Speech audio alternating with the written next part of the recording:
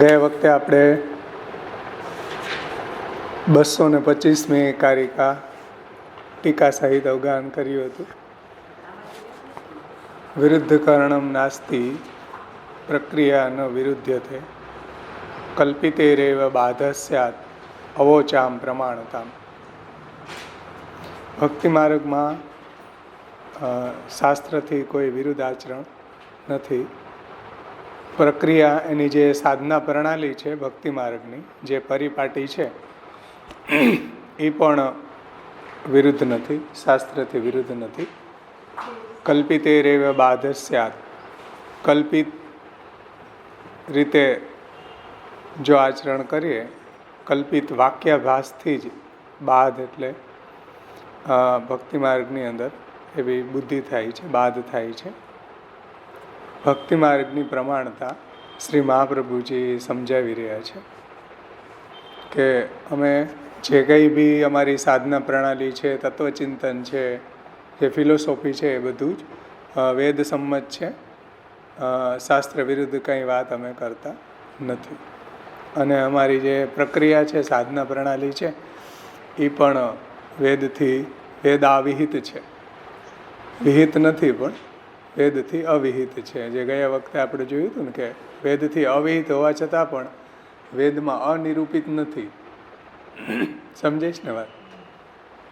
વેદાવિહિત છે એટલે વેદમાં વેદથી અવિહિત હોવા છતાં પણ વેદમાં અનિરૂપિત નથી. કારણ કે સ્નેહનું વિધાન થઈ શકે નહીં. એમાં આપણે ગયા વખતે પુષ્ટિ વિધાનમમાંથી વ્રજભાષામાંથી એનું અવગાહન કર્યું હતું. હવે આપણે આવરણભંગમાંથી પેજ નંબર 23 ઉપર આવરણભંગમાંથી આપણે જોવાનું છે આજે.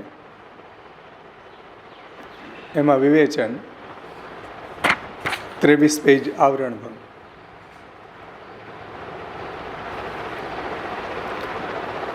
આ ભક્તિ માર્ગમાં આ ભક્તિ માર્ગ પાખંડ માર્ગ નથી. એટલે વેદથી વિરુદ્ધ આચરણ આ ભક્તિ માર્ગમાં નથી. કારણ કે આ ભક્તિ માર્ગમાં શ્રુતિ સ્મૃતિથી વિરુદ્ધ કોઈ પણ આચાર એટલે આચરણ નથી. શ્રુતિ અને સ્મૃતિથી કોઈ પણ વિરુદ્ધ આચરણ નથી.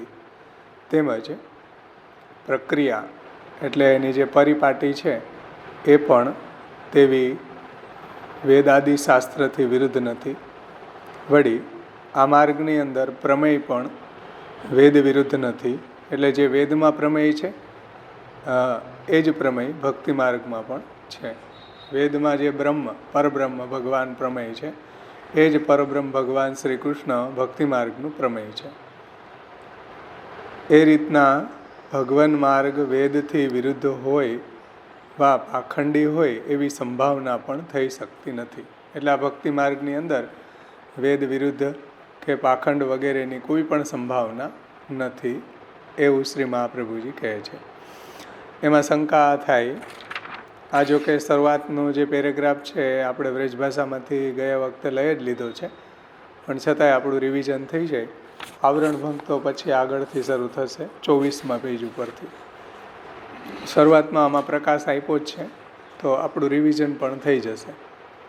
તમે સિદ્ધાંતી જે પરાશ્રય મુક્તિ સ્વીકારો છો, એટલે પૂર્વ પક્ષી અહીંયા શંકા કરે છે. તમે સિદ્ધાંતી એટલે જે મહાપ્રભુજીની વાત કહેવાવાળા આપણે. તમે સિદ્ધાંતી જે પરાશ્રય મુક્તિ સ્વીકારો છો તેનું માયાવાદી તેમજ અન્યવાદીઓએ નિરાકરણ કર્યું છે. તો પછી પ્રમેય અર્થાત પ્રમાણથી સિદ્ધ કરવાની વસ્તુને પ્રમેય કહેવામાં આવે છે. પ્રમેય એટલે પ્રમાણથી જે સિદ્ધ થતું હોય એ પ્રમેય. જેમ રૂપ છે એ પ્રમેય છે તો આંખ એમાં પ્રમાણ છે. ધ્વનિ છે એ પ્રમેય છે તો કાન એમાં પ્રમાણ છે. સમજાણું ને?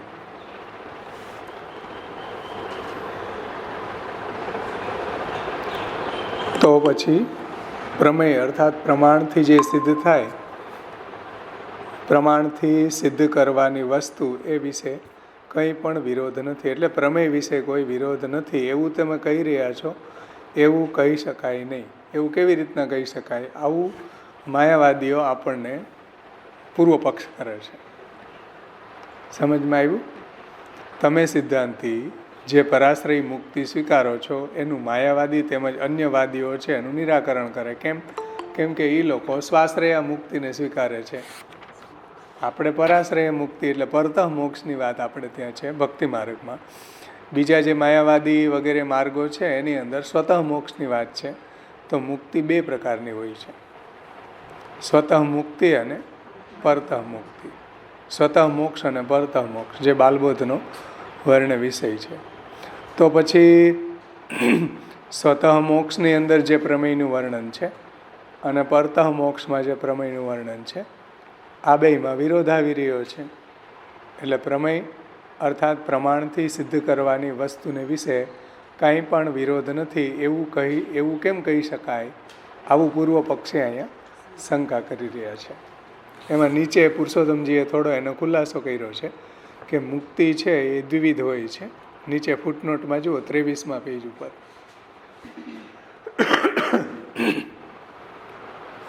મુક્તિ દ્વિવિધ છે. પહેલું સ્વાશ્રયા મુક્તિ અને બીજું પરાશ્રયા મુક્તિ, જેને બાલબોધમાં સ્વતઃ મોક્ષ અને પરતઃ મોક્ષ એ રીતે આપણે સમજી ગયા હતા. માયાવાદીના મત પ્રમાણે મુક્તિ સ્વાશ્રયા છે. હવે આપણને આમાં કંઈ શંકા ન ઉઠવી જોઈએ. ગયા વખતે આ વાતને આપણે બહુ વિસ્તારથી સમજી ગયા છીએ. માયાવાદીના મત પ્રમાણે મુક્તિ સ્વાશ્રયા છે. જીવ પોતે જ બ્રહ્મ છે. એટલે મુક્તિ સ્વને અધીન છે, એટલે પોતાને અધીન છે. સ્વને અધીન છે એટલે પોતાને અધીન છે, જીવને અધીન છે. મુક્તિમાં જીવ પોતે બ્રહ્મ છે એવી અનુભૂતિ જીવે કરવાની છે. આ સ્વતઃ મુક્તિની અંદર જીવ પોતે બ્રહ્મ છે એવી અનુભૂતિ જીવે કરવાની છે. આ મતમાં મુક્તિ પ્રાપ્તવ્ય વસ્તુ નથી. પરતઃ મુક્તિ જે છે એ તો પ્રાપ્તવ્ય વસ્તુ છે કે ભગવાન જ્યારે એનું દાન કરે ત્યારે જીવને પ્રાપ્ત થાય. અને સ્વતઃ મોક્ષની અંદર એ પ્રાપ્તવ્ય નથી, તો જીવની ઈચ્છાથી પ્રાપ્ત થાય છે. સમજ આવે છે ને? આ મતમાં એટલે માયાવાદ આદિ વગેરે મતોમાં જ્યાં સ્વતઃ મોક્ષનો પ્રકાર છે સાંખ્ય વગેરે, તો સાંખ્યનો મત જ માયાવાદીઓએ સ્વીકાર્યો છે મુક્તિનો, સ્વતઃ મુક્તિનો પ્રકાર. એમ આ મતમાં એટલે આ માયાવાદ આદિ વગેરે મતોમાં મુક્તિ પ્રાપ્તવ્ય વસ્તુ નથી, પરંતુ દુઃખાભાવરૂપ છે. એટલે એમાં કોઈ મુક્તિ પ્રાપ્ત કરવા યોગ્ય વસ્તુ નથી, કેવલ દુઃખાભાવ જ મુક્તિ છે. દુઃખનો અભાવ થઈ જવો એનું નામ મુક્તિ. આપણે ત્યાં પરતઃ મુક્તિ છે એ ભગવાન જ્યારે એનું દાન કરે ત્યારે થઈ શકે. જીવના કોઈ સામર્થ્યથી પ્રાપ્ત થાય એવી વસ્તુ નથી. એમ આપણે ત્યાં એ લોકોને ત્યાં એટલે માયાવાદ આદિ સાંખ્ય વગેરે મતોમાં મુક્તિ છે જીવને અધીન છે.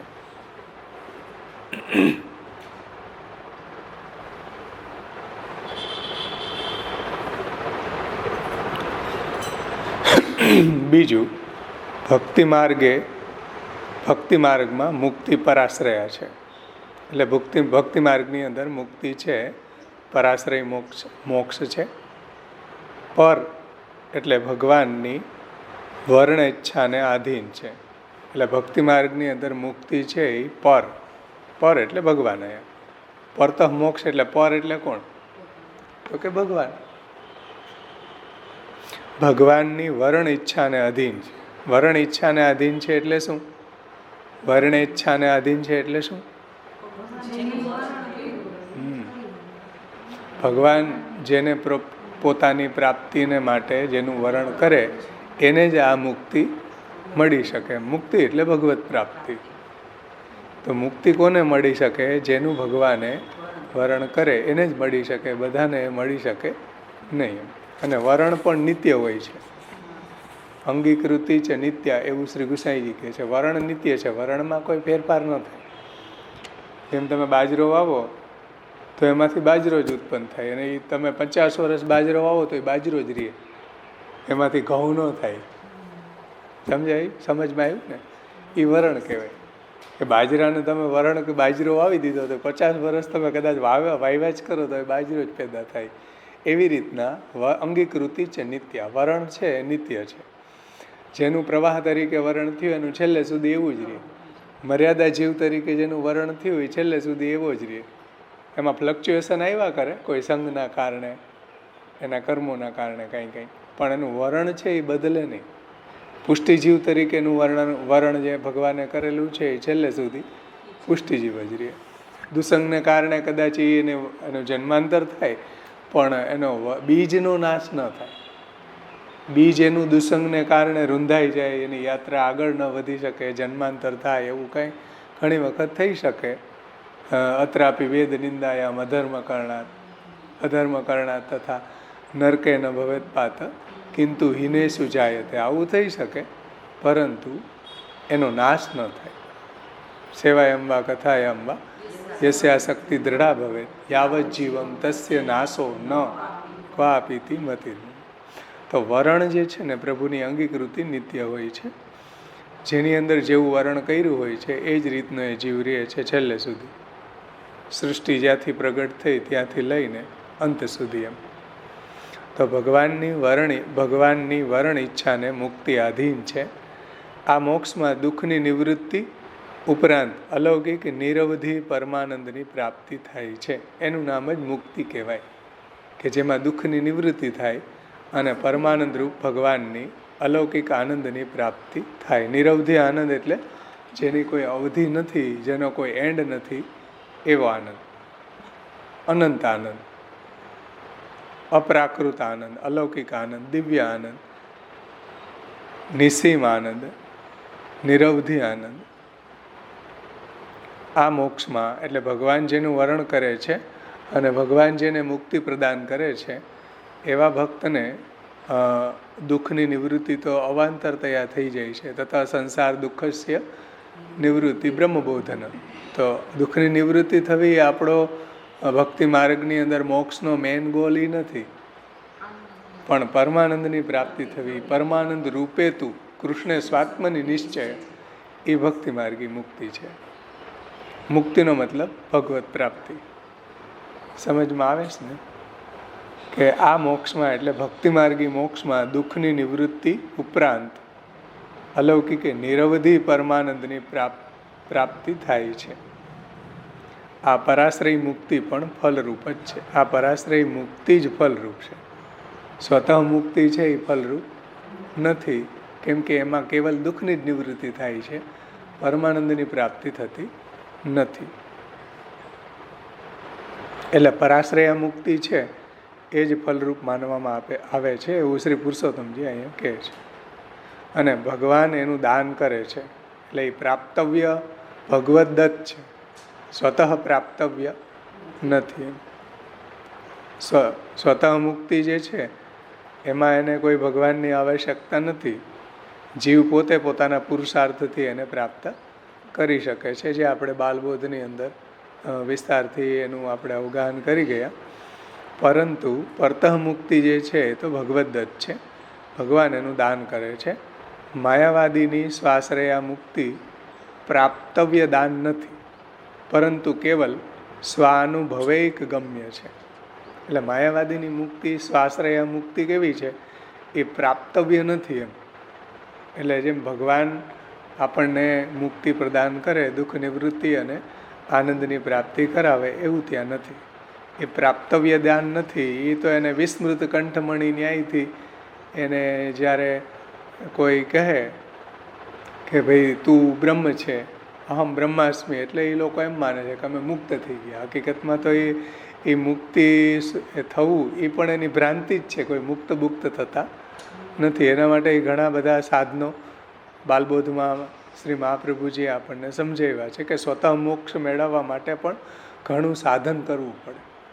પણ આ લોકોને એવી મિથ્યા ભ્રાંતિ થઈ જાય કે અમે મુક્ત થઈ ગયા, ચાલો અહમ બ્રહ્માસ્મિ એનો પ્રાકૃત ગુરુ છે એને ઉપદેશ આપે પછી આ રીતના બોલી જાય અહમ બ્રહ્માસ્મિ, એટલે એ પોતાને એવું માને છે કે અમે મુક્ત થઈ ગયા, પણ હકીકતમાં એ સ્વતઃ મુક્તિ પણ એને પ્રાપ્ત થતી નથી. એ એની ભ્રાંતિ છે. તો માયાવાદીની સ્વાશ્રયા મુક્તિ પ્રાપ્તવ્ય દાન નથી. જેમ પરતઃ મુક્તિ જે છે એ ભગવદ દત્ત છે, ભગવાન જ્યારે એને પ્રદાન કરે ત્યારે પ્રાપ્ત થાય છે એવી નથી, પરંતુ કેવલ સ્વાનુભવૈક રૂપ છે. એટલે પોતાના આત્માનો અનુભવ રૂપ છે. સ્વાનુભવૈ રૂપ એટલે કે પોતે જે પોતાના સ્વરૂપને ભૂલી ગયો. દશકમ તોમસી ન્યાય ગયા વખતે આપણે જોયો હતો ને, વિસ્મૃત કંઠમણી ન્યાય કે દશકમ તોમસી ન્યાય, કે 10 જણા સ્નાન કરવા પડ્યા, પછી બહાર નીકળ્યા બધાને, પછી ગણે તો 9 જ થાય. તો કોઈ ત્યાંથી જે મહાપુરુષે કીધું કે ભાઈ તમે કેમ બધા રડો છો? તો કે અમારામાંથી એક જણો ડૂબી ગયો. તો કે ક્યાં ગણોજી? ઓલા ગણ્યું 1 2 3 9. ઓલા સાધુ મહાત્મા કીધું દશકમ તોમસી, 10મો તું. ત્યારે એનેથી ઘાસ કોઈ ડૂબ્યા નથી, એક આપણે છે. એવી રીતના માયાવાદીઓ છે, એના જે મુક્તિનો પ્રકાર છે એના પ્રાકૃત ગુરુ એને એ રીતના કહે કે ભાઈ તું તારા સ્વરૂપને ભૂલી ગયો છો, તું હકીકતમાં બ્રહ્મ છો. અહમ બ્રહ્માસ્મિ, બોલ બેટા અહમ બ્રહ્માસ્મિ. તો ઓલો બેટા શિષ્ય એમ બોલે અહમ બ્રહ્માસ્મિ, જાઓ હવે મુક્ત થઈ ગયા. તો આ છે એ કેવલ સ્વાનુભવે કે ગમ્ય છે, હકીકતમાં કાંઈ મુક્ત થતો નથી. કેવલ પોતાને એવી અનુભવ થાય કે હું મુક્ત થઈ ગયો, એવું એને ભ્રાંતિ થાય. હકીકતમાં કોઈ એ મુક્ત થતા નથી. આ રીતના 2 મુક્તિના પ્રકારો અહીંયા સમજાવ્યા છે, સ્વતઃ અને પરતઃ.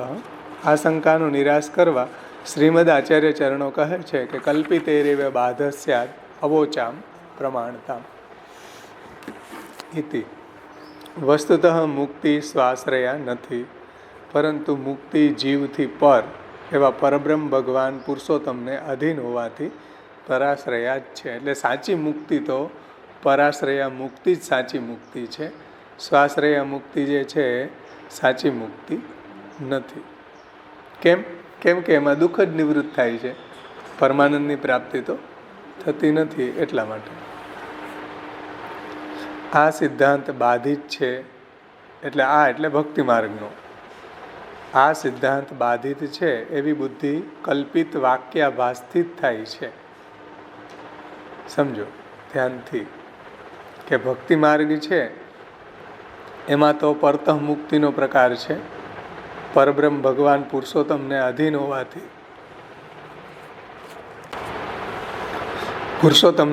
હોવાથી પરાશ્રય જ છે. આ સિદ્ધાંત બાધિત છે એવી બુદ્ધિ કલ્પિત વાક્યાભાસથી જ થાય છે.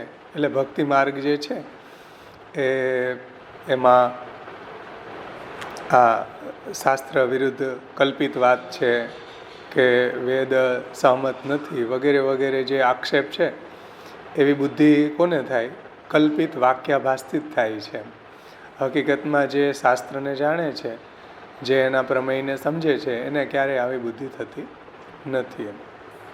આ સિદ્ધાંત બાધિત છે એવી બુદ્ધિ કલ્પિત વાક્યાભાસથી થાય છે, જીવ ફલરૂપ નથી.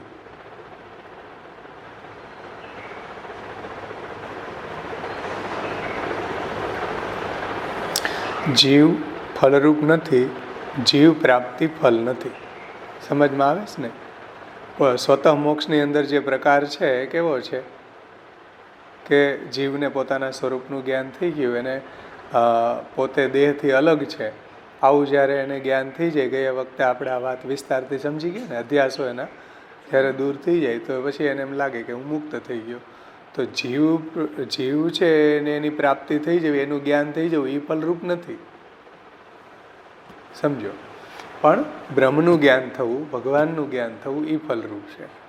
જીવ ફલરૂપ નથી, જીવ પ્રાપ્તિ ફલરૂપ નથી. એટલે આત્મા બ્રહ્મ છે. ગયા વખતે આપણે 2 વેરિએશન જોયા કે આત્મા બ્રહ્મ છે અને બ્રહ્મ આત્મા છે. તો આત્મા બ્રહ્મ છે એ આપણો મત નથી, એ શાંકર મત છે. એ આત્માને જ બ્રહ્મ માને છે, આત્માની પ્રાપ્તિ થઈ જવી એને જ મુક્તિ માને છે. મહાપ્રભુજી એને મુક્તિ માનતા નથી. કેમ કે જીવ ફલરૂપ નથી, ભગવાન ફલરૂપ છે. જીવ પ્રાપ્તિ ફલરૂપ નથી, ભગવત પ્રાપ્તિ ફલરૂપ છે. કારણ કે જીવ તો અંશ છે. જીવ છે એ તો કોઈ અંશી થોડો છે, ભગવાન થોડો છે, પરબ્રહ્મ થોડો છે. જીવ તો ભગવાનનો એક નાનામાં નાનો અંશ છે. વાળના 10,000માં વાળની આરાગ્ર માત્ર જે ઉપરનો ટોચનો ભાગ હોય એનો 10,000મો ભાગ એવડો જીવ છે, અંશ છે, ભગવાનનો અંશ છે કે પ્રાદેશ માત્ર છે, એટલે કોઈ પરિમાણ વાળો છે. પ્રાદેશ માત્ર છે એટલે કોઈ એક જગ્યાએ રહે છે, પરિમાણ વાળો છે એટલે એનું કોઈક પરિમાણ છે, માપ છે. જીવ છે ભગવાનનો અંશ છે, પ્રાદેશ માત્ર છે એટલે એનું આપણે પરિમાણ કાઢી શકીએ કે ભાઈ અણુ છે. આપણા હૃદયના કોઈ એક ભાગમાં એ રહે છે જીવ, અવડો અણુ જેવડો. અને એનું જે ચૈતન્ય છે એ વિસર્પી ચૈતન્ય છે, એટલે ફેલાયેલું છે આખા શરીરમાં. આખા શરીર જેવડો જીવ નથી. જીવ તો વાળના ટોચનો 10,000માં ભાગ જેવડો છે અને પ્રાદેશ માત્ર છે. હૃદયના એક પ્રદેશમાં જ રહે છે, આખા શરીરમાં નથી રહેતો. આખા શરીરમાં તો એની વિસર્પી ચૈતન્ય વ્યાપ્ત છે, એટલે એનું ચૈતન્ય છે એ આખી બોડીમાં વ્યાપ્ત છે. જીવ છે એ વ્યાપ્ત નથી, જીવ તો અણુ જ છે. જેમ ફૂલ હોય તો ફૂલ એક જગ્યાએ હોય તો એની સુગંધ કેમ વ્યાપ્ત હોય? આખા બગીચામાં વ્યાપ્ત હોય ને તો કાંઈ ફૂલ થોડું આખા બગીચામાં ઘૂમે. એમ જીવ છે તો આપણા હૃદયના પ્રદેશમાં કોઈ એક પ્રદેશમાં એ રહે છે, પણ એનું જે ચૈતન્ય છે એ આખા શરીરમાં ફેલાયેલું છે, સ્પ્રેડ થયેલું છે. એટલે કહે છે કે અંશ છે, પ્રાદેશ માત્ર છે, એટલે કોઈ એક પ્રદેશમાં એ રહે છે, અણુ છે. અને બ્રહ્મ તો જીવથી અધિક છે, એ કોઈ પ્રાદેશ માત્ર થોડા છે, એ તો વ્યાપક છે, બધી જગ્યાએ બિરાજમાન છે. પરબ્રહ્મ તો જીવાત્માથી અધિક છે, કારણ કે ભેદ નિર્દેશ છે, ભેદ નિર્દેશાત. કઈ રીતના? અધિકસ્તુ ભેદ નિર્દેશાત, આ બ્રહ્મસૂત્ર છે. એમાં એ વાત સમજાવે છે કે પરબ્રહ્મ તો જીવાત્માથી અધિક છે. આ બ્રહ્મસૂત્રનું તાત્પર્ય શું છે? બીજા અધ્યાયના 3જા પાદનું 22મું સૂત્ર છે. બીજો અધ્યાય 3જું પાદ 22મું સૂત્ર. અધિકંતુ ભેદ નિર્દેશાત, એટલે પરબ્રહ્મ તો જીવાત્માથી અધિક છે, કારણ કે ભેદ નિર્દેશ છે. ભેદ નિર્દેશ છે એટલે જીવાત્મા છે એ અંશ છે, પરમાત્મા છે એનાથી અધિક છે. પરબ્રહ્મ તો જીવાત્માથી અધિક છે, કારણ કે ભેદ નિર્દેશ છે. ઇત્યાદિ બ્રહ્મસૂત્રથી બ્રહ્મ તથા જીવનો ભેદ સિદ્ધ થાય છે. એટલે બ્રહ્મ અને જીવનો ભેદ છે. ભેદ છે એનો મતલબ કે એવો ભેદ નથી કે સાવ અલગ હોય. સમજમાં આવે છે ને? અને અભેદ, અને એવો પણ અભેદ નથી કે એને આપણે છૂટું ન પાડી શકીએ, પણ ભેદ સહિષ્ણુ અભેદ છે. જીવ અને બ્રહ્મ વચ્ચેનો ભેદ કયા પ્રકારનો છે? ભેદ સહિષ્ણુ અભેદ. જેમ સમુદ્ર અને મોજા. સમુદ્ર અને મોજાનો ભેદ કેવો છે? ભેદ સહિષ્ણુ અભેદ, એટલે સહી શકાય એવો ભેદ છે. એટલો બધો ભેદ પણ નથી અને એટલું એક પણ નથી. એવી રીતના અહીંયા ભેદ શબ્દ આવ્યો એનો મતલબ કે બ્રહ્મ અલગ છે અને જીવ અલગ છે, એવું વેદવ્યાસજીનો, બાદરાયણજીનો કહેવાનો મતલબ નથી. નહીતર તો પછી માધવ સંપ્રદાયમાં ભેદવાદ થઈ જાય. એવી રીતના આપણો દર્શનશાસ્ત્ર જે શુદ્ધાદ્વૈત બ્રહ્મવાદ છે, કેવલા શુદ્ધાદ્વૈત બ્રહ્મવાદ છે, સાકાર બ્રહ્મવાદ છે, એની અંદર આવો ભેદ નથી હો, કે બ્રહ્મ અલગ હોય ને જીવ અલગ હોય. એવો ભેદ નથી. એ તો માધવાચાર્યનો ભેદ છે કે જીવ અલગ છે, જગત અલગ છે અને બ્રહ્મ અલગ છે. બ્રહ્મ અને જગત વચ્ચેનો ભેદ, બ્રહ્મ અને જીવ વચ્ચેનો ભેદ, એવો એ લોકોનો ભેદમત છે. આપણો અભેદ છે. આપણો બ્રહ્મ અને જગત વચ્ચે અભેદ છે, કારણ કે બ્રહ્મ જ જગતરૂપ બન્યો છે. જીવ અને બ્રહ્મ વચ્ચે અભેદ છે, કારણ કે બ્રહ્મનો જ અંશ જીવ છે. તો અહીંયા ભેદનો મતલબ કોઈ એવો ન સમજી લે કે બ્રહ્મ જ અલગ છે ને જીવ સાવ અલગ છે. એવું તાત્પર્ય અહીંયા સમજવાનું નથી. પણ બ્રહ્મ છે અંશી છે અને જીવ એનો અંશ છે. આવો અંશાંશીનો ભેદ છે. સમજાય છે ને વાત? હા, એ ભેદ સહિષ્ણુ અભેદ છે. આટલો ભેદ છે. એમ કાંઈ બ્રહ્મ અલગ છે ને જીવો ક્યાંક આકાશમાંથી બધા ટેપકા, એવું નથી. એટલો ભેદ નથી એમ. એટલે પરબ્રહ્મ છે એ જીવાત્માથી અધિક છે, કારણ કે ભેદ નિર્દેશ છે. ઇત્યાદિ બ્રહ્મસૂત્રથી બ્રહ્મ તથા જીવનો ભેદ સિદ્ધ થાય છે. આથી પ્રત્યેક જીવને માટે પર પ્રાપ્તિ, એટલે કે પર એટલે અહીંયા સર્વથી શ્રેષ્ઠ, પર એટલે પરબ્રહ્મ ભગવાન, પર પ્રાપ્તિ પુરુષોત્તમની પ્રાપ્તિ મૃગ્ય છે. મૃગ્ય છે એની પ્રાપ્તવ્ય છે, પ્રાપ્ત કરવા યોગ્ય છે, શોધવા યોગ્ય છે. મૃગ્યનો અર્થ થાય શોધવું.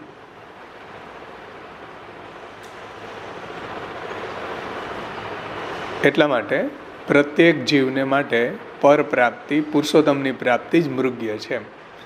જીવની પ્રાપ્તિ કંઈ મૃગ્ય નથી. સમજ આવે છે ને? જીવની પ્રાપ્તિ થઈ જવી એ કોઈ મેન ગોલ નથી, એ કોઈ પ્રાપ્તવ્ય વસ્તુ નથી, એ કોઈ ગંતવ્ય નથી.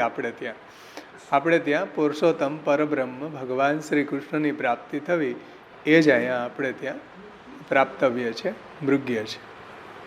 હરિકૃપાથી મેળવવાની જ છે અને હરિકૃપાથી જ મળે છે, જીવના કોઈ સાધનોથી મળતી નથી. પરતઃ મુક્તિ જે છે, ભગવત પ્રાપ્તિ રૂપી મુક્તિ છે, એ હરિકૃપાથી જ મેળવવાની છે. હરિકૃપાથી મેળવવાની જ છે, સ્વાધીન નથી. જે માયાવાદીઓ વગેરેની અંદર અને સાંખ્ય વગેરેની અંદર સ્વાધીન મુક્તિ છે, એવી સ્વાધીન મુક્તિ આપણા ભક્તિ માર્ગમાં નથી. આથી યાવત દુઃખની નિવૃત્તિ થાય એટલું જ માત્ર ફલ છે. એટલે માયાવાદ વગેરે મતોની અંદર કેવલ દુઃખની નિવૃત્તિ રૂપી જ ફલ છે. આનંદની પ્રાપ્તિ ફલ ત્યાં પ્રાપ્ત થતું નથી. આથી યાવત દુઃખની નિવૃત્તિ થાય એટલું જ માત્ર ફલ છે. એટલે જેટલું દુઃખની નિવૃત્તિ થાય, યાવત દુઃખની નિવૃત્તિ એટલે જેટલું દુઃખની નિવૃત્તિ થાય તેટલા માત્રમાં એ પોતાને ફલ પ્રાપ્તિ થાય એવું એ માને છે. હકીકતમાં એવું છે નહીં એમ.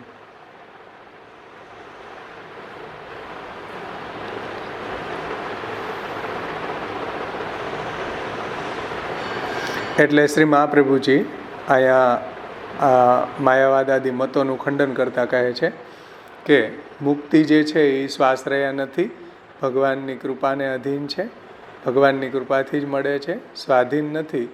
આથી યાવત દુઃખની નિવૃત્તિ થાય એટલું જ માત્ર ફલ છે એવું કહી શકાતું નથી. એટલે કેવલ દુઃખની નિવૃત્તિ થાય એને તમે ફલ માની રહ્યા હોય તો એવું કહી શકાય નહીં. વળી વાદીઓ કહેલા વાક્યમાં જીવ લિંગ દર્શાવ્યું નથી, તેથી જીવનું ફલત્વ સિદ્ધ થતું નથી. એટલે વાદીઓએ કહેલા વાક્યમાં, એટલે વાદીઓ જે આગળ કીધું ને સ્વતઃ મુક્તિની જે વાત સમજાવી ને માયાવાદી વગેરે, તો એમાં વાદીઓએ કહેલા વાક્યમાં જીવ લિંગ, લિંગ એટલે એનું સ્વરૂપ, એની ઓળખ, એનું ચિહ્ન.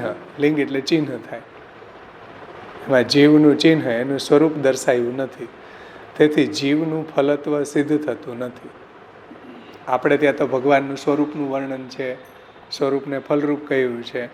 ત્યાં માયાવાદી વગેરેના મતોમાં એ લોકોના વાક્યોમાં જીવના ચિહ્નને દર્શાવ્યું નથી, તેથી જીવનું ફલત્વ સિદ્ધ થતું નથી. એટલે જીવ ફલરૂપ નથી, ભગવાન ફલરૂપ છે, એવું અહીંયા તાત્પર્ય શ્રી મહાપ્રભુજીનું છે. એવું શ્રી પુરુષોત્તમજી સમજાવે છે.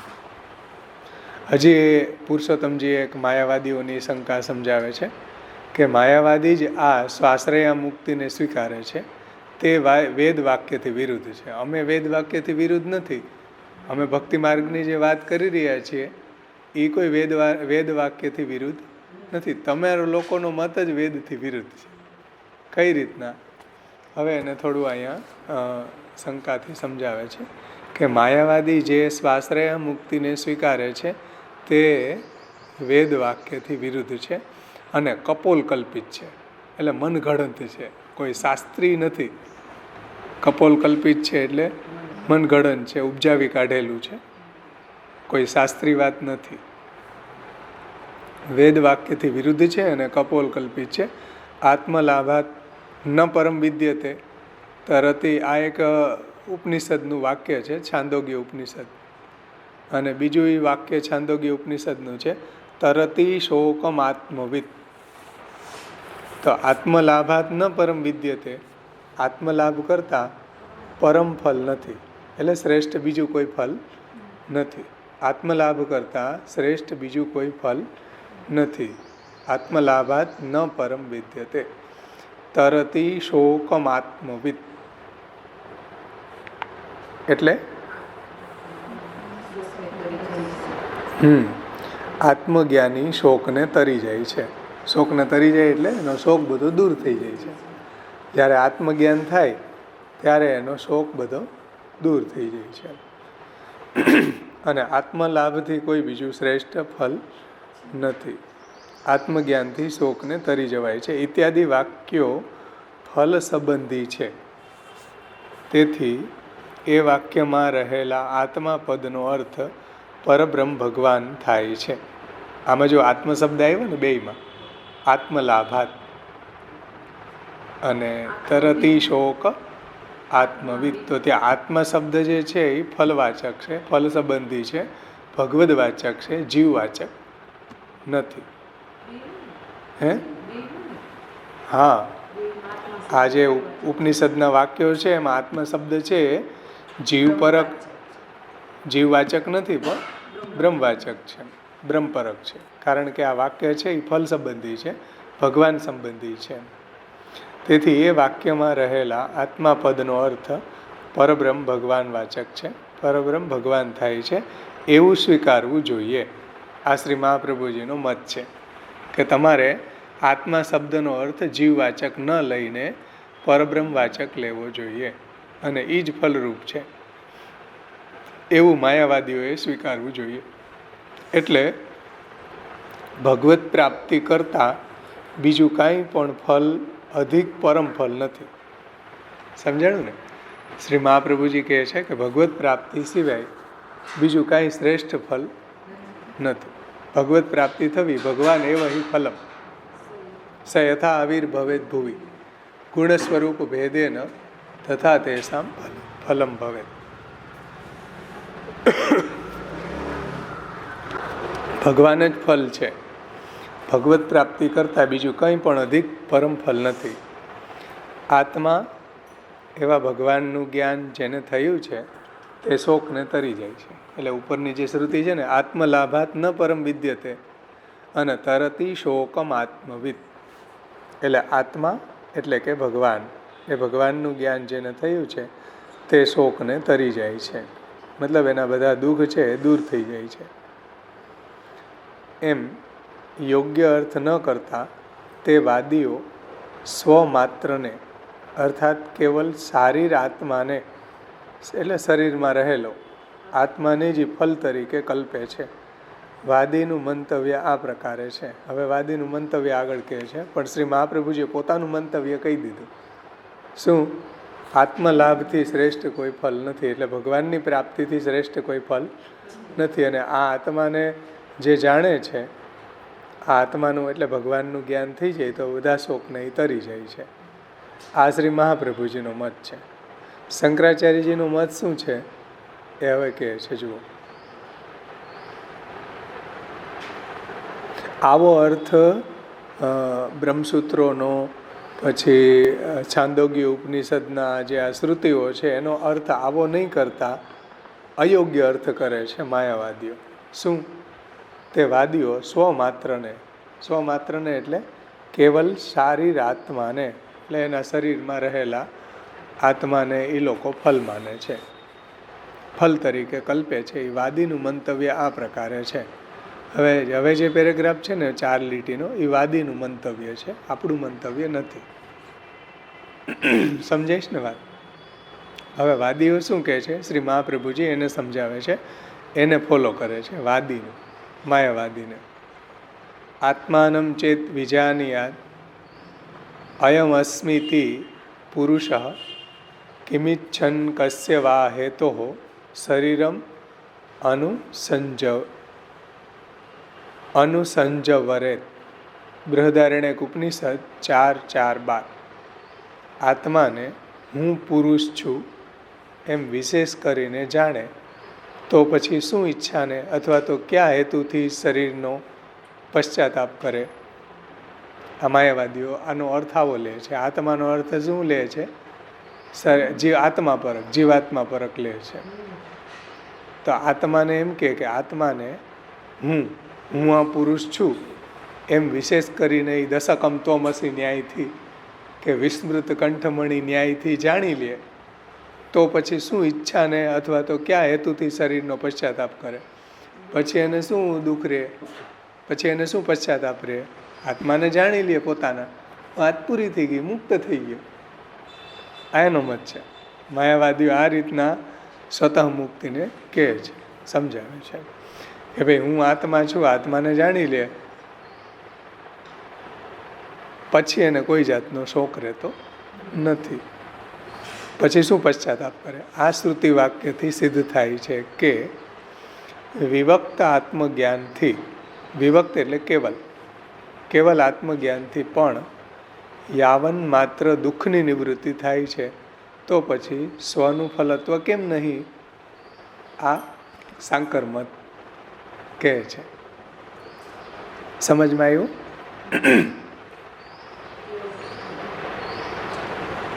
કે આ શ્રુતિ વાક્યથી, એટલે ઉપર જે શ્રુતિ વાક્ય આપ્યું ને બૃહદારણ્યક ઉપનિષદ 4:4-12, એ શ્રુતિ વાક્યથી શું સિદ્ધ થાય છે? એવું સિદ્ધ થાય છે કે કેવલ વિવક્ત જ્ઞાની એટલે કેવલ આત્મજ્ઞાનથી પણ, એટલે કેવલ આત્મજ્ઞાન થઈ જાય તો પણ યાવન માત્ર દુઃખની નિવૃત્તિ થઈ જાય છે. એટલે જેટલું દુઃખ છે એ બધું નિવૃત્ત થઈ જાય છે. અને દુઃખની નિવૃત્તિ થવી એનું નામ મુક્તિ છે, એવું માયાવાદીઓ માને છે. તો પછી તમે સ્વનું ફલત્વ કેમ નથી માનતા? પરતઃ મુક્તિ કેમ માનો છો? સ્વતઃ મુક્તિ કે આત્માની પ્રાપ્તિ થઈ જવી, સ્વનું ફલત્વ માનો ને. પરબ્રહ્મ પરમાત્માને કેમ તમે પ્રાપ્તિ, એની નામ મુક્તિ તમે કેમ માનો છો? આ માયાવાદીઓનો મત છે. આપણને કહે છે કે આ જે શ્રુતિઓની અંદર એમ કીધું છે કે આત્માને હું આ પુરુષ છું એ રીતના વિશેષ એને જાણી લે પછી મુક્ત થઈ ગયો, પછી એને કોઈ જાતનું શરીરનું પશ્ચાતાપ કે શોક કે દુઃખ રહેતું નથી. તો આ શ્રુતિ વાક્યથી એવું સિદ્ધ થાય છે કે કેવલ આત્મજ્ઞાનથી પણ યાવન દુઃખ માત્રની નિવૃત્તિ થઈ જાય છે. એમાં તો પરતા મોક્ષની ક્યાં જરૂર પડી? બીજાનો આશ્રય લેવાની, ભક્તિ કરવાની, શરણાગતિ કરવાની એ વાત આવી જ ક્યાં?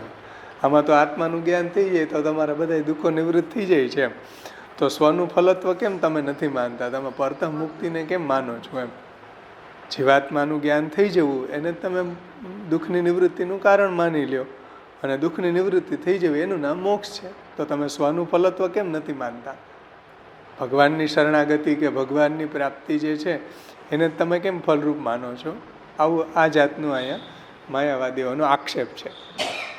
પરંતુ માયાવાદીનું આ મત અપ્રામાણિક છે. એટલે માયાવાદીઓ જે આપણને આ વાત કહે છે એ હકીકતમાં તો અપ્રામાણિક છે, પ્રામાણિક નથી, એમાં કાંઈ દમ નથી, શાસ્ત્રીય નથી. આ વાત શાસ્ત્ર પ્રમાણ નથી. પરંતુ વાદી એટલે માયાવાદાદીનું આવો મત, આવું વાક્ય અપ્રામાણિક છે. કારણ કે આત્મશબ્દ ભગવદ વાચક છે. સમજો, ગયા વખતે આ ચર્ચા વિસ્તારથી કરી ગયા હતા. હવે આપણે એની ચર્ચા અહીંયા નહીં કરીએ, તમને બધાને સમજાઈ જાય છે. એટલે કે આત્મા શબ્દ છે એ ભગવદ વાચક છે, જીવવાચક નથી. અર્થાત ભગવદ અર્થનું કથન કરે છે. આત્મા શબ્દથી ભગવાનનું કથન થાય છે.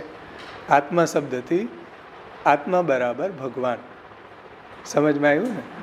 શ્રુતિમાં પણ કહ્યું છે કે સર્વ વેદા યત પદમ આમનંતી, સર્વે વેદા યત પદમ આમનંતી. કઠોપનિષદ 2:15.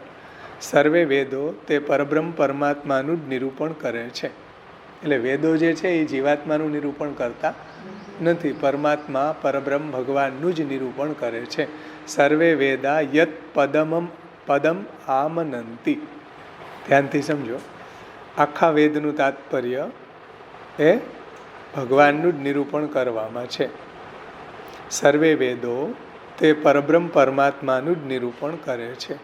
તેથી વેદાંતોનું, વેદાંત એટલે ઉપનિષદ, તેથી વેદાંતોનું, વેદાંત એટલે વેદનો ઉત્તરકાંડ ઉપનિષદ, વેદાંતોનું તાત્પર્ય પણ જીવનું નિરૂપણ કરવામાં નથી. સમજમાં આવ્યું? વેદાંતનું તાત્પર્ય શેમાં છે? શેમાં છે? વેદાંતનું તાત્પર્ય શેમાં છે? બ્રહ્મનું નિરૂપણ કરવામાં છે, જીવનું નિરૂપણ કરવામાં નથી. તેથી જે સૂત્રકાર બાદરાયણ એટલે વેદવ્યાસજી, તેથી જ સૂત્રકાર એટલે બ્રહ્મસૂત્રકાર, જે વેદના ઉપનિષદ ભાગ છે એની ઉપર જે કોમેન્ટ્રી લખી, બ્રહ્મસૂત્રો લખ્યા, એ કોણ? વેદવ્યાસજી. વેદવ્યાસજીએ બધા ઉપનિષદોને એને સૂત્રના રૂપમાં સંકલન કર્યું સમજાવવા માટે. તો એ સૂત્રકાર એટલે બ્રહ્મસૂત્રકાર બાદરાયણ એટલે વેદવ્યાસજી પણ બ્રહ્મ જિજ્ઞાસાની, બ્રહ્મ વિચારની જ પ્રતિજ્ઞા કરે છે. એટલે બ્રહ્મસૂત્રકાર છે, બાદરાયણ છે, વેદવ્યાસજી છે, એ પણ બ્રહ્મસૂત્રની શરૂઆતમાં અથાતો બ્રહ્મ જિજ્ઞાસા એવું સૂત્ર આપ્યું, અથાતો બ્રહ્મ જિજ્ઞાસા. એટલે બ્રહ્મ જિજ્ઞાસાની જ, બ્રહ્મ વિચારની જ પ્રતિજ્ઞા કરે છે. અથવા તો જીવ જિજ્ઞાસા કે અથવા તો આત્મ જિજ્ઞાસા આવી કોઈ પ્રતિજ્ઞા કરતા, અથવા તો શારીર જિજ્ઞાસા, આવું કોઈ બ્રહ્મસૂત્રની પ્રતિજ્ઞા કરી નથી. અથવા તો બ્રહ્મ જિજ્ઞાસા પ્રથમ જ સૂત્ર છે. અનુભાષ્ય આપણે જોઈએ તો એમાં પ્રથમ શરૂઆતમાં જ આવે અથવા તો બ્રહ્મ જિજ્ઞાસા. હવે બ્રહ્મના વિશે વેદવ્યાસજી વર્ણન કરે કે બ્રહ્મનું સ્વરૂપ લક્ષણ, બ્રહ્મનું કાર્ય લક્ષણ, કારણ લક્ષણ વગેરે વગેરે. એટલે બ્રહ્મને સમજાવવા માટે અથવા તો બ્રહ્મ જિજ્ઞાસા છે,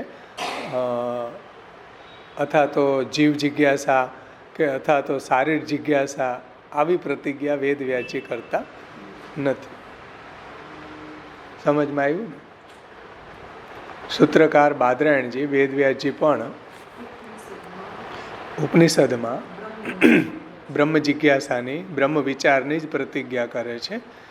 જીવ જિજ્ઞાસા કે શારીર જિજ્ઞાસાની પ્રતિજ્ઞા કરતા નથી. એટલે કહેવાનું તાત્પર્ય છે કે સર્વ વેદા યત પદમ આમનંતી, બધા વેદો બ્રહ્મનું જ વર્ણન કરે છે. વળી અનુપપત્તેસ્તુ ન શારીર, બ્રહ્મસૂત્ર 1 પ્રથમ અધ્યાય બીજું પાદ ત્રીજું સૂત્ર, શારીર જીવાત્મા પરબ્રહ્મ નથી એવું વેદવ્યાસજી જ કહે છે. જુઓ, પુરુષોત્તમજી શું કે શારીર જીવાત્મા છે એ પરબ્રહ્મ નથી. શારીર જીવાત્મા છે એ પરબ્રહ્મ નથી. એટલે આત્મા છે, જીવાત્મા છે એ પરબ્રહ્મ નથી. એ તો ભગવાનનો અંશ છે, બહુ ક્ષુદ્ર અંશ છે. મમય વાંસો જીવલો કે જીવભૂત સનાતન, જે ભગવાન ગીતાજીમાં કહે છે. તો શારીર જીવાત્મા પરબ્રહ્મ નથી. સમજમાં આવ્યું ને? શારીર જીવાત્મા છે એ પરબ્રહ્મ નથી એવું સૂત્ર પણ સૂત્રકાર યોજતા નથી. આવું સૂત્ર પણ વેદવ્યાસજીએ ક્યાંય કહેલું નથી કે શારીર જીવાત્મા છે એ પરબ્રહ્મ છે. આવું ક્યાંય સૂત્ર વેદવ્યાસજીએ કહેલું નથી. અતઃ મૈત્રેયી બ્રાહ્મણમાં પણ ઉપસંહારનું પ્રાબલ્ય, મૈત્રેયી બ્રાહ્મણ એટલે વેદની અંદર અલગ અલગ ચેપ્ટર હોય, બ્રાહ્મણ, આરણ્યક, સંહિતા, એવી રીતના. એમાં એનું નામ છે મૈત્રેયી બ્રાહ્મણ. જે ચેપ્ટર છે એનું નામ છે બ્રાહ્મણ, આરણ્ય, પછી સંહિતા, એવી રીતના અલગ અલગ ચેપ્ટર હોય. સમજાણું ને? વેદમાં એમાં મૈત્રેયી બ્રાહ્મણ છે, એ ચેપ્ટરનું નામ છે. મૈત્રેયી બ્રાહ્મણમાં પણ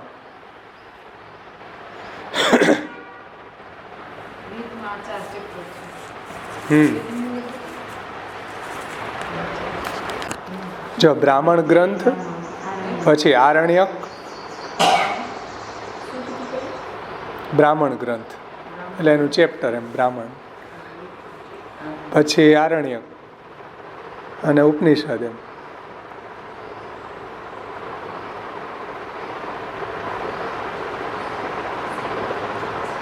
એટલે અલગ અલગ ચેપ્ટર છે, એમાં આપણે નહીં જાય.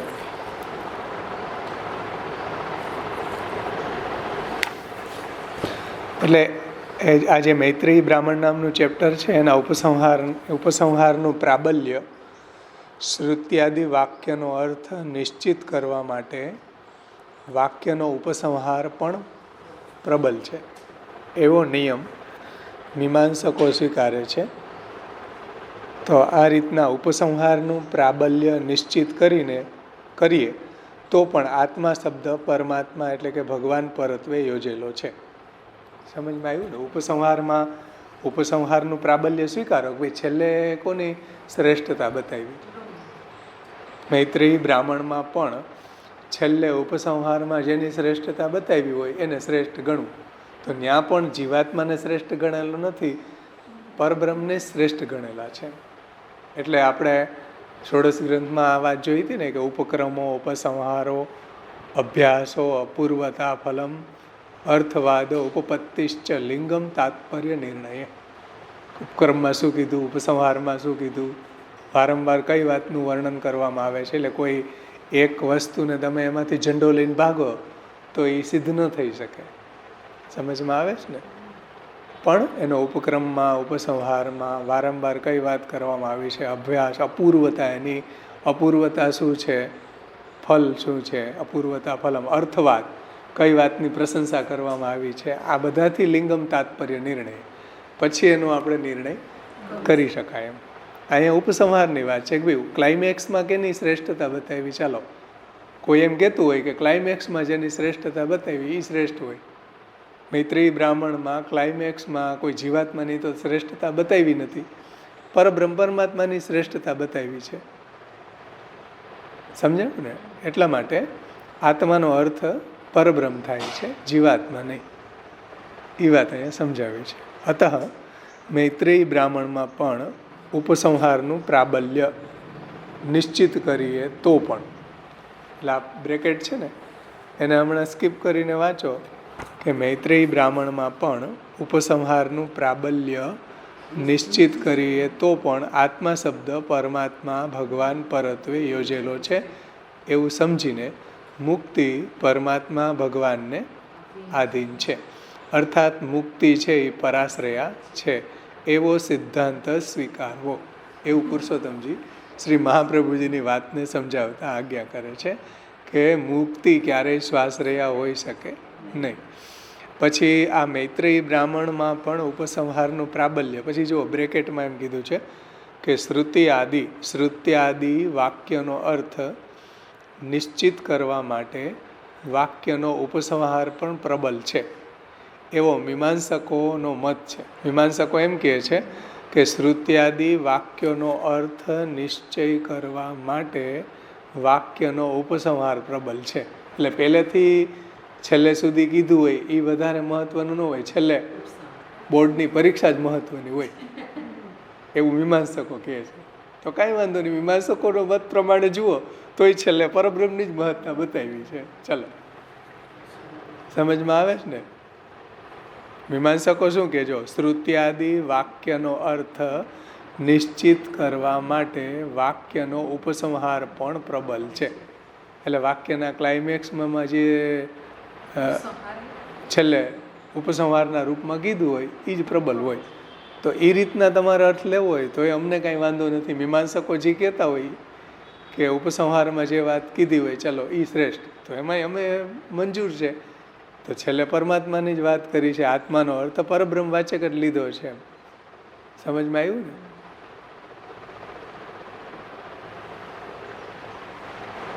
એટલે ઘણા કહેતા હોય કે ભાઈ ભણ્યા જેવું ભણ્યા હોય ભણ્યા, પણ પરીક્ષાની અંદર જેમ તેમ કરીને ગમે એમ કરીને ચોરી કરીને તમે પાસ થઈ જાઓ. કેમ? કેમ કે બધા ભણવાનો ક્લાઇમેક્સ પરીક્ષામાં પાસ થવાનું છે, એવું મીમાંસકો કહે છે. આપણે નથી કહેતા, મીમાંસકો એમ કહે છે.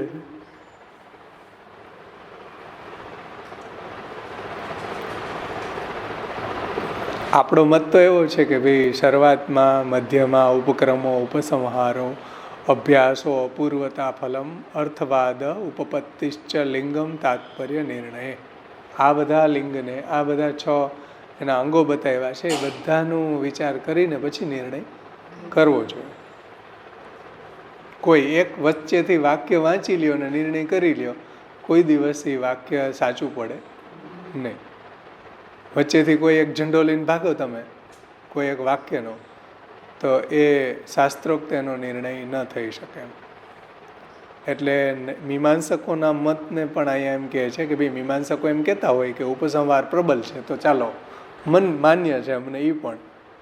તો ઉપસંહારમાં આત્મા શબ્દનો અર્થ પરબ્રહ્મ વાચક જ છે, પરમાત્મા વાચક જ છે, ભગવદ વાચક જ છે. એટલા માટે મુક્તિ છે એ પરમાત્મા ભગવાનને અધીન છે, અર્થાત મુક્તિ છે એ પરાશ્રયા છે, એવો સિદ્ધાંત સ્વીકારવો જોઈએ. આ શ્રી મહાપ્રભુજીનો મત છે, જે પુરુષોત્તમજીએ વધારે દ્રઢ કર્યો શાસ્ત્રના વાક્યોથી. આ પ્રકારે શારીર જીવાત્માથી અધિક એવા આનંદમય પરબ્રહ્મની પ્રાપ્તિ થાય એ જ ફલ છે. સમજમાં આવ્યું ને? શારીર જીવાત્માથી અધિક, કારણ કે શારીર જીવાત્માને જાણી લેવાથી કોઈ આનંદની પ્રાપ્તિ, પરબ્રહ્મની પ્રાપ્તિ થતી નથી. પરબ્રહ્મની પ્રાપ્તિ તો ભગવાનથી જ થાય છે. પરમાનંદની પ્રાપ્તિ તો ભગવાનથી જ થાય છે, કોઈ શારીર જીવાત્માથી પ્રાપ્ત થતી નથી. તો શારીર જીવાત્માથી એટલે શરીરમાં રહેલો જીવાત્મા, શારીર જીવાત્મા એટલે શરીરમાં રહેલો જીવાત્મા છે, એનાથી અધિક એવા આનંદમય પરબ્રહ્મની પ્રાપ્તિ થાય એ જ આપણે ત્યાં ફલરૂપ છે, એવું સિદ્ધ થાય છે. પરબ્રહ્મ પરમાત્મા ભગવાન શ્રી કૃષ્ણની પ્રાપ્તિ થવામાં જ ભગવત સ્નેહ જ હેતુ એટલે કે કારણ છે. તો આનંદ જ આપણે ત્યાં ફલ છે. એટલે કીર્તનની અંદર અત્યારે જ રાજભોગ સન્મુખનું એક કીર્તન આવે કે આનંદ સિંધુ બળ્યો હરિ તન મેં. ઠાકોરજીના સ્વરૂપમાંથી આનંદ છે એ પ્રગટ થયો, ઉભરાણો, જેમ દૂધ ઉભરાય એવી રીતના સ્પ્રેડ થયો. આનંદ સિંધુ બળ્યો હરિ તન મેં, રાધા મુખ શશી નિરખત, એમ કરીને છે. રાધા મુખ શશી નિરખત એટલે રાધાજીના મુખચંદ્રને જોઈને જેમ સમુદ્રમાં ભરતી આવે ને, એવી રીતના આનંદ સિંધુ બળ્યો હરિ તન મેં, રાધા મુખ પૂરણ શશી નિરખત, ઉમંગ ચલ્યો બ્રિજ વૃંદાવન મેં. એટલે રાધાજીનું મુખચંદ્ર જોઈને સમુદ્રમાં જેમ ભરતી આવે, અલા ચંદ્ર ઉગે તો સમુદ્રમાં જેમ ભરતી આવે, એ રીતના રાધિકાજી શ્રી સ્વામીજીના મુખચંદ્રનું જોઈને ઠાકોરજીમાં પણ આનંદની ભરતી આવે છે. અને ભરતી જ્યારે સમાય નહીં અને એટલી બહાર એ ઉભરાય છે, ત્યારે આગળ ઉમંગ ચલ્યો બ્રિજ વૃંદાવન મેં, એ ફેલાણો ક્યાં? એ રસ, ભગવદ રસ વૃંદાવનમાં વ્યાપ્ત થઈ ગયો. પછી વૃંદાવનની અંદર ઇત રોક્યો યમુના ઉત ગોપીન, કછુક ફેલ પર્યો ત્રિભુવન મેં. આ બાજુ શ્રી યમુનાજીએ રોક્યો એ રસને, એ ભગવદ આનંદને. ઉત ગોપીન, આ બધું બધા વ્રજભક્તોએ રોકી લીધો, લઈ લીધો. કછુક ફેલ પર્યો ત્રિભુવન મેં, વૈધો એ બધો ત્રણેય ભુવનમાં ફેલાઈ ગયો. ત્રણેય ભુવનમાં ફેલાણો, એમાંથી કોને લીધો? તો કે ન પરસ્યો કર્મ અરુ કર્મઠ જ્ઞાની. એમાંથી જે કર્મઠ હતા, જે બધા કર્મ જોડ આસુર અન્ય ઉપાસક ભજન ધર્મથી હીન, એ લોકોને આવા ભગવદ રસનો અનુભવ થયો નહીં. એમ ઉમંગ ચલ્યો બ્રિજ વૃંદાવન મેં, હિત રોક્યો યમુના ઉત ગોપીન, કછુક ફેલ પર્યો ત્રિભુવન મેં, ના પરસ્યો કર્મઠ અરુ જ્ઞાની, અટક રહ્યો રસિકન કે મનમાં. ન પરસ્યો કર્મઠ અરુ જ્ઞાની, આગા જ્ઞાનીઓ કર્મઠ એટલે કર્મ માર્ગમાં રત, આવા લોકોને આ ભગવદ રસનો ટચ પણ સ્પર્શ પણ ન થાય. ન પરસ્યો કર્મઠ અરુ જ્ઞાની, અટક રહ્યો રસિકન કે મનમાં. જે ભગવદ ભક્તો છે, જે રસિક છે, રસિક એટલે ભગવાનનો આનંદ લેવાવાળા, ભગવદ રસમાં જે નિમગ્ન છે, જે રસિકા કામ વર્જિતા, એવા જે રસિકજનો છે, ભગવદ્ ભક્તો છે, ભગવદ્ ભજન પરાયણ છે, એને આ રસની પ્રાપ્તિ થઈ છે. અને ભાઈ છેલ્લે પરમાનંદ સો દેખીએ તો પરમાનંદ જન્મે, પરમાનંદદાસજીને પણ એ રસની પ્રાપ્તિ થઈ છે. એવું એક કીર્તન અત્યારે જ આવે છે રાજભોગ સન્મુખ. આનંદ સિંધુ બળ્યો હરિતન મેં, રાધા મુખ પૂર્ણ શશી નિરખત, ઉમંગ ચલ્યો બ્રિજ વૃંદાવન મેં. કેટલો સુંદર, બહુ મીઠું પદ છે. કહેવાનું તાત્પર્ય એ છે કે ઈ આનંદની પ્રાપ્તિ થવી ઈ ફલ છે. શારીરિક જીવાતમાં કઈ ફલ નથી, ફલ આ છે. સમજાણું ને? કચુક ફેલ પર્યો ત્રિભુવન મેં. કોણે લયો તો કે જે રસિકજનો છે એને આનંદની અનુભૂતિ થઈ, બધાને આનંદની અનુભૂતિ ન થાય. એવું અહીંયા પરમાનંદદાસજીનું પદ છે. પરમાનંદદાસજી કહે છે એ વાત અહીંયા શ્રી પુરુષોત્તમજી કહે છે કે એ આનંદમય પરબ્રહ્મની પ્રાપ્તિ થવી એ જ ફલ છે. કોઈ શારીરિક જીવાત્માની પ્રાપ્તિ થવી એ ફલ નથી. અને મોટા મોટા જે જ્ઞાનીઓ છે, જીવન મુક્તો છે, સુખદેવજી જેવા, એ પણ આ આનંદ લેવા માટે લલચાય છે.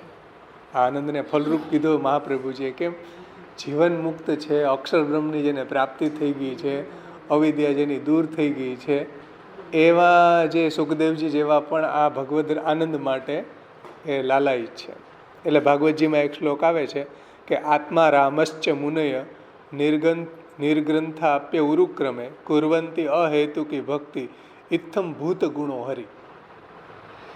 આત્મા રામશ્ચ મુનય, જે આત્મામાં જ રમણ કરે છે, જેની અવિદ્યા ચાલી ગઈ છે. આત્મામાં જ રમણ કોણ કરી શકે? જેના કોઈ અધ્યાસ ન હોય, એ જેની અવિદ્યા બધી ચાલી ગઈ છે. સુખદેવજી તો જન્મતા જ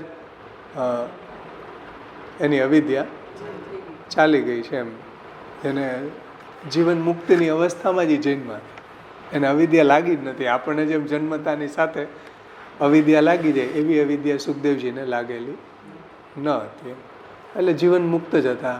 જીવન મુક્ત જ એનો જન્મ થયો. આપણે અહીંયા ભૂતલ ઉપર શું થાય? બધા લોકો કદાચ જીવન મુક્તિ પ્રાપ્ત કરે તો એને પંચ પરવા જે અવિદ્યા છે એ બહુ સાધના કરે, વૈરાગ્ય, સાંખ્ય, યોગ, તપ ને ભક્તિ, તો ધીરે ધીરે એનો દેહાધ્યાસ, ઇન્દ્રિયાધ્યાસ, પ્રાણાધ્યાસ, અંતઃકરણાધ્યાસ, સ્વરૂપ વિસ્મૃતિ દૂર થાય. પણ એના માટે એને વૈરાગ્ય, સાંખ્ય, યોગ, તપો, ભક્તિશ્ચ કેશવે પંચ પર્વેતી વિદ્યેયમ એયા વિદ્વાન હરિમ વિષેદ, 5 પ્રકારની વિદ્યા પ્રાપ્ત કરવી પડે, પછી જીવન મુક્તિની અવસ્થા આવે.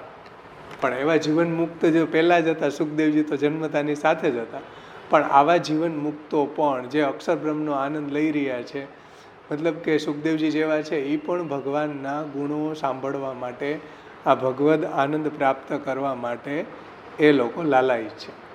એટલે શ્રી ભાગવત એમ કહે છે કે ઇત્થમ ભૂત ગુણો હરિ, ભગવાનના ગુણો જેવા છે આનંદ આપવાવાળા કે બધા એમાં લલચાય. જ્ઞાનીઓય લલચાય, ભક્તોય લલચાય, બધાને એ ભગવદ્ ગુણોનો આનંદ પ્રાપ્ત થાય છે. એટલે સુખદેવજી જેવા આત્મારામ મુનિ છે, આત્મારામશ્ચ મુનિ નિર્ગ્રંથા આપ્ય ઉરુક્રમે, જે નિર્ગ્રંથા એટલે જેની અવિદ્યા પણ ચાલી ગઈ છે, અહેતુકી ભક્તિ કુર્વંતી, એ લોકો પણ અહેતુકી ભક્તિ ભગવાનની કરે છે. કેમ કે ઇત્થમ ભૂત ગુણો હરિ, ભગવાનના ગુણો જેવા છે કે બધાને એમાં આનંદ આવે છે, જ્ઞાનીઓને આનંદ આવે છે. નહીંતર તો જ્ઞાનીઓ તો લીન છે અક્ષરમાં, જીવન મુક્ત છે, છતાં પણ એને ભગવાનનો આનંદ છે આકર્ષણ કરે છે. એટલા માટે સુખદેવજી છે એ જન્મતાની સાથે જ વનમાં ચાલ્યા ગયા. અને પછી જ્યારે એ તો જીવન મુક્ત હતા, પણ વેદવ્યાસજી એને પાછા બોલાવવા માટે ભાગવતના બહુ સુંદર સુંદર શ્લોકો છે એના શિષ્યોને મોકલ્યા કે તમે વનમાં જઈને આ શ્લોકો બોલજો. વરહા પીડમ નટવર વપુ એ શ્લોક છે. અહો બકીયમ સ્તનકાલ કૂટમ જિઘાંસયા પ્યાય અદપ્ય લેભે ગતિમ ધાતૃચિત્તામ કંબા દયાલમ શરણમ રજેત. એવા સુંદર સુંદર ભાગવતના શ્લોકો તમે બોલજો તો સુખદેવજી સાંભળીને પાછળ આવશે. અને વેદવ્યાસજીના શિષ્યોએ એવા શ્લોકો બોલ્યા તો સુખદેવજી કે આટલા સુંદર સુંદર ભગવાનના ગુણો, આવું સ્વરૂપ ક્યાં છે, ચાલો મારે જાણવું. એટલે તરત જ પાછળ આવ્યા. એટલે ભાગવતજીમાં એવો પ્રશ્ન આવે કે જે નિર્ગ્રંથ મુનિ છે, જેની અવિદ્યા ચાલી ગઈ છે, આવા સુખદેવજી ગાય દોવાય એટલો સમય કોઈ જગ્યાએ એ સ્થિર ન રહે તો એને આટલું મોટું ભાગવત કેમ વેદવ્યાસજી પાસેથી ભણ્યા 18,000 શ્લોકનું? ત્યાં આ શ્લોક આવે છે કે આ ઇત્થમ ભૂત ગુણો, હરિ ભગવાનના ગુણો જ એવા છે કે મોટા મોટા જ્ઞાનીઓને પણ આકર્ષણ કરે છે. આત્મા રામશ્ચ મુનિ જે છે સુખદેવજી, એને પણ આવા ભગવાનના ગુણોમાં આનંદ આવે છે. એને પોતાની જે અવસ્થા છે એના કરતાં પણ વિશેષ આનંદની પ્રાપ્તિ ભગવદ્ ગુણોમાં થાય છે. એટલે શ્રી મહાપ્રભુજીએ નિરોધ લક્ષણમાં કહ્યું કે ગુણગાને સુખાવાપ્તિ ગોવિંદસ્ય પ્રજાયતે યથા તથા સુખાદીનામ નૈવાત્મની કુતન્યતા. જે ભગવાનના ગુણો ગાવામાં આનંદ આવે છે એવો આનંદ તો સુખદેવજીને પોતાની આત્મારામની અવસ્થામાં પણ નિર્ગ્રંથા મુનય એની અવસ્થામાં પણ એ આનંદ આવતો નથી. તો આ આનંદ પ્રાપ્ત થવો એ ફલ છે. કહેવાનું તાત્પર્ય શું છે મહાપ્રભુજીનું કે આવો આનંદ મળવો એ ફલ છે. કાંઈ શારીરિક જીવાત્માને જાણી લેવો એ કંઈ થોડું ફલ છે. સમજાય ને? છેલ્લે ક્લાઇમેક્સમાં એ પુરુષોત્તમજી એ જ વાત કરી જો કે શારીરિક જીવાત્માથી અધિક એવા આનંદમય પરબ્રહ્મની પ્રાપ્તિ થાય એ જ ફલ છે, એવું સિદ્ધ થાય છે. એટલે આ જીવનમાં આપણે જો પરબ્રહ્મની પ્રાપ્તિ ન કરી સમજો અને કદાચ મોક્ષ બી મેળવી લીધો તો એ કાંઈ વેલ્યુ પુષ્ટિ ભક્ત તરીકે નથી.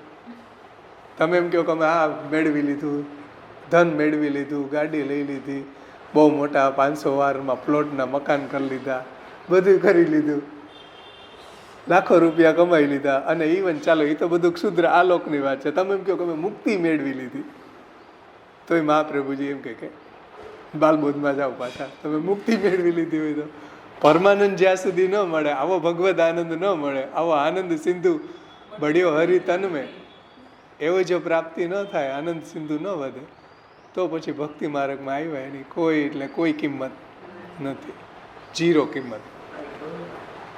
એવું અહીંયા પુરુષોત્તમજી કહે છે. શ્રી મહાપ્રભુજી આપણને કહે છે કે શ્વાસરે મુક્તિ છે એ મુક્તિ નથી. ભગવદ આનંદની પ્રાપ્તિ થવી, ભજનાનંદની પ્રાપ્તિ થવી, સ્વરૂપાનંદની પ્રાપ્તિ થવી એ જ ભક્તિ માર્ગમાં ફલ છે. એટલે આનંદમય પરબ્રહ્મની પ્રાપ્તિ થાય એ જ ફલ છે અને એ જ આપણા જીવનનો મેઇન ગોલ હોવો જોઈએ એવું સિદ્ધ થાય છે. પરબ્રહ્મ પરમાત્મા રૂપ ભગવાન શ્રી કૃષ્ણની પ્રાપ્તિ થવામાં ભગવત સ્નેહ જ હેતુ એટલે કે કારણ છે. જે આપણે આગળ જોઈ ગયા વિશિષ્ટ રૂપમ વેદાર્થમ ફલમ પ્રેમ ચ સાધનમ તત્સાધનમ નવવિધા ભક્તિ તત્પ્રતિપાદિકા ગીતા સંક્ષેપતઃ તસ્યા વક્તા સ્વયં અભૂત હરિ તદ વિસ્તારો ભાગવતમ સર્વનિર્ણય પૂર્વક. તો ભગવત સ્નેહ જ એમાં કારણ છે. ભગવાનની પ્રાપ્તિમાં ભગવત સ્નેહ જ કારણ છે. આ પ્રમાણે મુક્તિથી પણ આ ભગવાન માર્ગનું પ્રામાણ્ય સિદ્ધ થાય છે. સમજાણું ને? આ પ્રમાણે મુક્તિની સંદર્ભથી પણ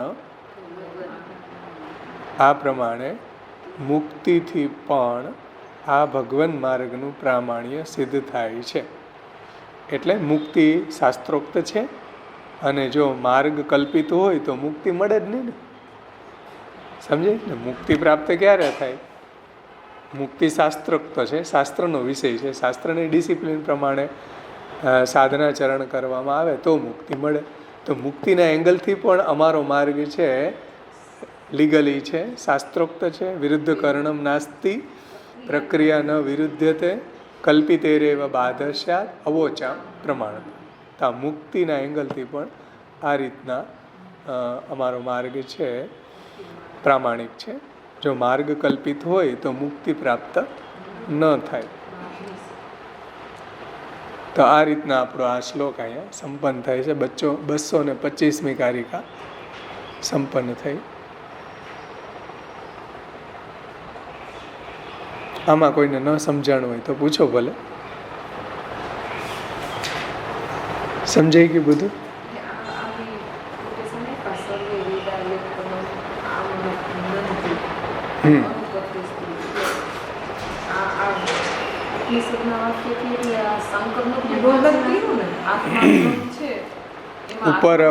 ઉપર જે એને શંકા ઉઠાવી ને કે આત્માનમ ચેદ વિજાનિયાત, એ જે પેરેગ્રાફ આપ્યો ને એમાં એણે એમ કીધું કે આત્મા શબ્દનો અર્થ છે જીવ થાય, અને જીવનું જ્ઞાન થઈ જાય, આત્મજ્ઞાન થઈ જાય તો પણ આનંદ, તો પણ દુઃખની તો નિવૃત્તિ થઈ જાય ને.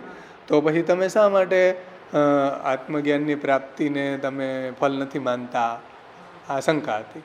એના જવાબમાં શ્રી પુરુષોત્તમજી એમ કહે છે કે ભાઈ આત્મજ્ઞાનની પ્રાપ્તિ થવી એ કાંઈ ફલ નથી, અને વેદમાં જ્યાં જ્યાં બી આત્મા છે એ શબ્દનો અર્થ કોઈ જીવવાચક નથી, આ પરબ્રહ્મવાચક છે.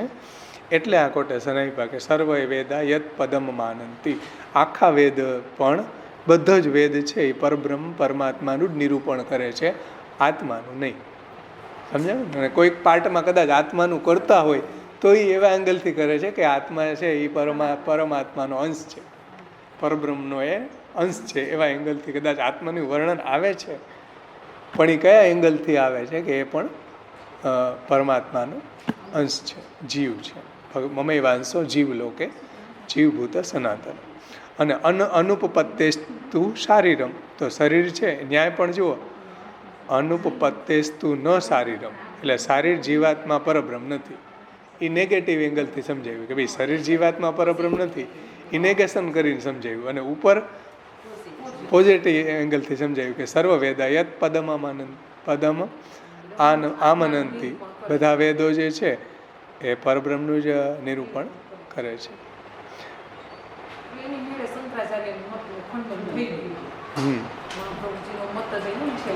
હા, એટલે આ લોકોનો મત જો આપણે ન સમજીએ તો આપણને આપણો મત દ્રઢ ન થાય. આપણા મતનો કકો કૂટા કરો તો સમજ ના આવે. એટલે શ્રી મહાપ્રભુજીએ આખા શાસ્ત્રાર્થ પ્રકરણમાં આ બધા વાદીઓનું જ ખંડન કર્યું, વાદીઓના મતને સમજાવ્યું, એનું ખંડન જ સમજાવ્યું. એટલે વાદીઓનો જો મત ન સમજાય તો કોઈ દિવસ આપણો મત સમજમાં ન આવે. સમજાણું ને?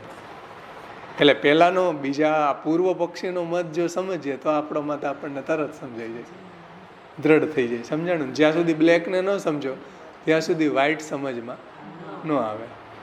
એટલે વ્હાઇટને સમજવું હોય તો પહેલાં બ્લેકને બાજુમાં રાખવું પડે. એવી રીતના અહીંયા બ્લેકને બાજુમાં રાખીને સમજાવ્યું કે જો આપણો મતની વ્હાઇટનેસ જુઓ તમે, આપણા મતની વ્હાઇટનેસ જુઓ તમે, પરબ્રહ્મની આનંદની પ્રાપ્તિ જે છે એવું ત્યાં નથી એમ. એટલે એ લોકો એવું માને છે કે આત્મજ્ઞાન થવાથી દુઃખ નિવૃત્ત થઈ જાય છે, પણ એ હકીકતમાં બોગસ છે. એ કાંઈ એનો પ્રાકૃત ગુરુ એમ કહે કે અહમ બ્રહ્માસ્મિ બોલ બેટા, તો એમ કાંઈ આત્મજ્ઞાન થોડું થઈ જાય.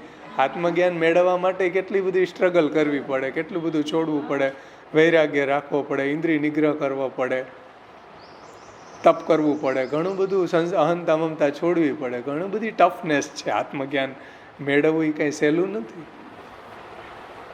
સાંખ્યનું હમણાં બાલબોધમાં જોયું, એ જ પ્રક્રિયા અહીંયા છે સ્વતઃ મોક્ષની. તો એ કેટલી ક્લિષ્ટ છે સાંખ્યની પ્રક્રિયા, નિત્ય વસ્તુ વિવેક. પણ આપણને શ્રી મહાપ્રભુજી અને શ્રી પુરુષોત્તમજીએ આ સાંકર મતનું પણ અહીંયા સાથે સાથે ખંડન કરીને આપણને આપણો મત પણ દ્રઢ કર્યો છે સ્થૂણા ખનન ન્યાયથી. સ્થૂણા ખનન ન્યાય એટલે કોઈ થાંભલો હોય એને ખોડવો હોય ને એને મજબૂત બનાવવો હોય તો કેમ એને હલાવવો પડે પહેલાં, પછી પાછું ફરતી બાજુ એને માટીથી એને દાબડવામાં આવે, પાછો જીરીક હલાવે, પાછું એને સ્થૂણા ખનન ન્યાય કહેવાય, એને દ્રઢ કરવા માટે. જેમ ગૃહિણી છે બરણીમાં કંઈક ભરતી હોય તલ ન સમજતો તો પાછી આવામાં પાછું આવું કરે, એને સ્થૂણા ખનન ન્યાય કહેવાય. એ સ્થૂણા ખનન ન્યાય, વારંવાર એને દ્રઢ કરવો એમ. એ રીતના આ લોકો ખોડતા હોય તમે જોયું મંડપ સર્વિસ વાળા, એ સ્થૂણા ખનન ન્યાય. એવી રીતના અહીંયા આપણને દ્રઢ કરવા માટે કે ભાઈ પરબ્રહ્મની પ્રાપ્તિ થવી એ જ ફલ છે, બીજું કોઈ ફલ નથી. એટલે વારંવાર આ વાતને અહીંયા દ્રઢ કરી છે.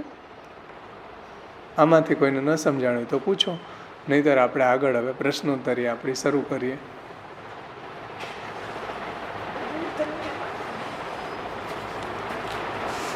થોડું અઘરું લાગ્યું હશે પણ સમજવું બહુ જરૂરી હતું.